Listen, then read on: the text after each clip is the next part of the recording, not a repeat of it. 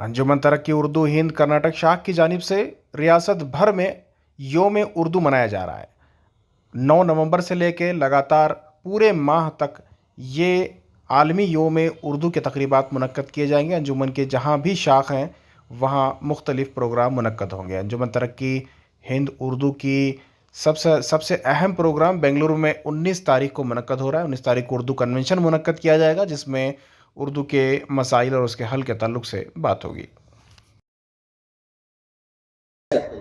देखिए, आलम योमी दिन आज मनाया जा रहा है, सारे दुनिया में मनाया जा रहा है। अंजुमन तरक्की उर्दू हिंद कर्नाटक जो है, इस मौके पर रियासत में सभी अज़ला में जो है योम उर्दू मनाने का मंसूबा बनाया है। हमारी शाख जहाँ कहीं भी है वो मना रहे हैं। इसकी एक कड़ी जो है, अंजुमन ये चाहती है कि हर घर में जो है उर्दू पहुंचाया जाए और नई नस्ल को जो है उर्दू से जोड़ना चाहती है। इस सिलसिले में जो है 19 तारीख को जो है अंजुमन तरक्की उर्दू हिंद कर्नाटक और कर्नाटका लासानी उर्दू असातिज़ा की एक तंजीम है। हम दोनों जो है मिलकर 19 तारीख को कर्नाटक में उर्दू स्कूलों के फलाह बहबूदी के लिए और उसके मसाइल पर जो है एक रोज़ा कन्वेंशन कर रहे हैं। क्योंकि जब तक हमारे schools, government school, Urdu medium schools मजबूत ना हो जाएं, तब तक जो है उर्दू का फ़रोग़ देना बहुत मुश्किल है। तो इस कन्वेंशन में तकरीबन 500 से ज़्यादा असातिज़ा शिरकत करेंगे। अमायदीन शहर होंगे, सियासतदान होंगे, NGOs होंगे। कुछ अहम नुक्ते हैं जो मसाइल, उसके ऊपर जो है बहस होगी, जैसे कि उर्दू मीडियम स्कूल्स की ज़रूरत क्या है और नई नस्ल को जो है उर्दू मीडियम से कैसे जोड़ा जाए, उर्दू कैसे फ़रोग़ दिया जाए, उर्दू मीडियम स्कूलों की इस्लाह किस तरीके से की जा सकती है, उर्दू मीडियम स्कूलों की शान और शौकत को वापस कैसे लाया जा सकता है, और कर्नाटक में उर्दू मीडियम स्कूल के अहम मसाइल क्या हैं, और कर्नाटक में उर्दू मीडियम स्कूल्स के असातिज़ा और पढ़ने वाले तलबा के क्या मसाइल हैं। इसके ऊपर ये कन्वेंशन रोशनी डालेगा। ये बात तय है कि उर्दू जिंदा है। जब तक आप और मैं रहेंगे, हमारे साथी रहेंगे, उर्दू जिंदा रहेंगी। मगर जब कोई सो जाता है तो उसे बेदार करना हमारा फर्ज बन जाता है। हमारी कौम जो है सोई हुई है, उन्हें झिझोड़ना इसलिए है कि हमें जागना है, जागने का वक्त आ गया।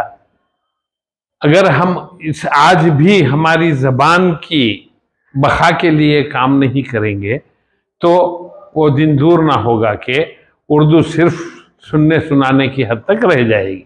इसलिए हम चाहते हैं कि ये नवंबर जो है, चूँकि अल्लामा इकबाल की पैदाइश का महीना है, अब हमारे हिंदुस्तान के सबसे पहले वज़ीर तालीम मौलाना अबुल कलाम आज़ाद साहब की पैदाइश का महीना है, और ऐसे ही बड़े बड़े लीडरान, टीपू सुल्तान शहीद रहमतुल्लाह हो क्या, और भी जो भी उर्दू से वाबस्ता बहुत से बड़े बड़े लीडरान हैं, उनका योम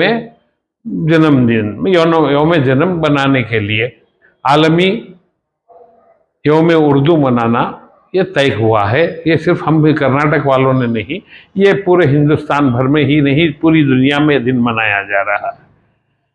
यहाँ पर हमारा अंजुमन की तरफ से जितनी हमारे अज़ला में शाखें हैं, हम ये चाहते हैं कि हमारे अज़ला के सुदूर और वहाँ के ऑफिस बेरर्स, ओहदेदारान सब मिलकर वहाँ के स्कूलों को जाएं, वहाँ के बच्चों को चुनें, वहाँ से जो अच्छे से नंबरात में पास हुए हैं उनकी एक फहरिस्त बनाएं, वहाँ के जो बुज़ुर्ग शोरा हैं, उदबा हैं, वहाँ हैं, वो हर डिस्ट्रिक्ट में उनको इनामात से नवाजा जाए, उनको बुलाया जाए, उनकी खिदमत को सराहा जाए, और इस तरीके से आलमी यौम मनाने की हमने ठानी है और कर रहे हैं।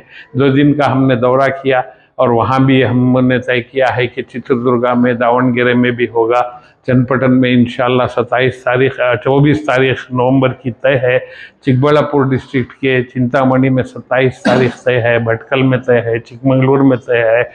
हम चाह रहे हैं कि एक पैगाम जाए कि भाई उर्दू वाले बेदार हैं।